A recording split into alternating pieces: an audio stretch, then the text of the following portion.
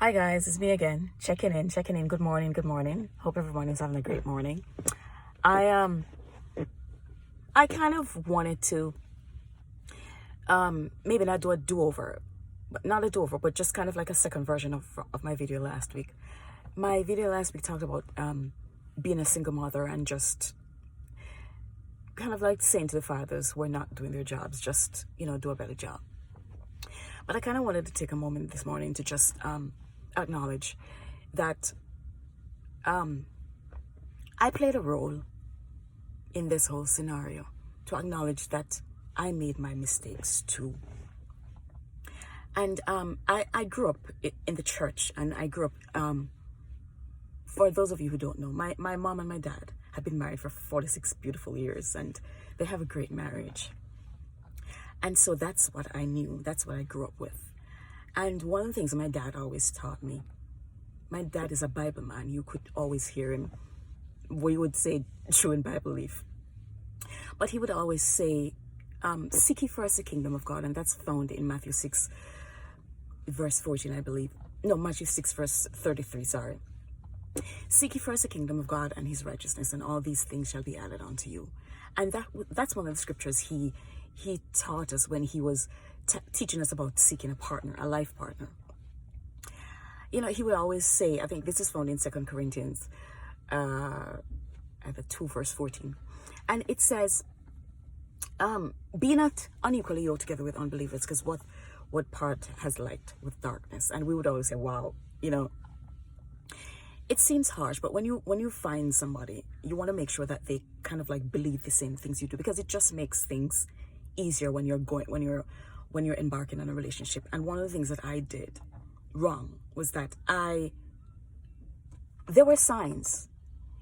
God has given us as women this beautiful thing called intuition. Some men claim to have it, but I tell you, God really showed us with this. And we could always tell. We could tell when there's something not right about the guy. Something is off. I knew something was off.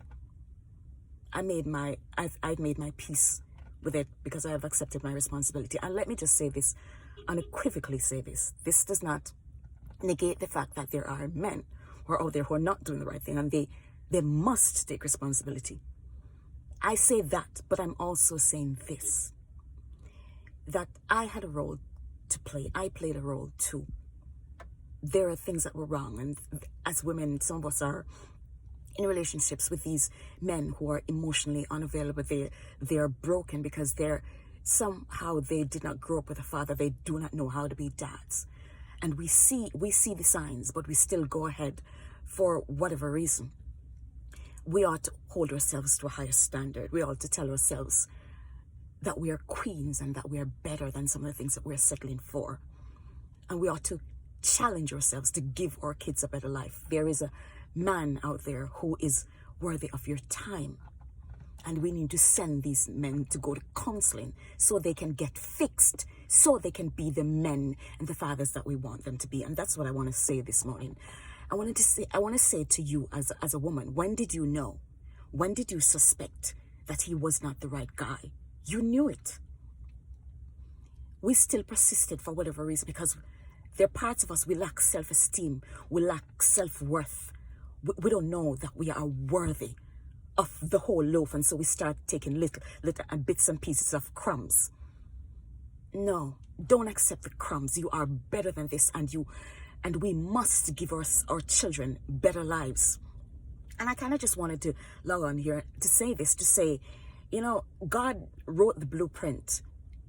He told us that there ought to be a man and a woman. We ought to come together in marriage, and this ought to be the way that things are done. And if we do things like that, we will in turn give our kids a better life. And I'm saying, let us break the cycle. There is a girl out there who is on the path to making the same mistakes I did, and I'm trying to stop you. This is not designed for me to come here and air my dirty laundry, so to speak. I share my story because I want to help someone. And I want to tell you that don't do that thing that makes you uncomfortable. You don't have to do it. You are created with greatness and with a purpose that is higher than the one that you're settling for. And A higher purpose sometimes makes us uncomfortable to take that step to do that thing that's better than we tell ourselves that we are. But I absolutely guarantee you that you're better than that. You are better than that.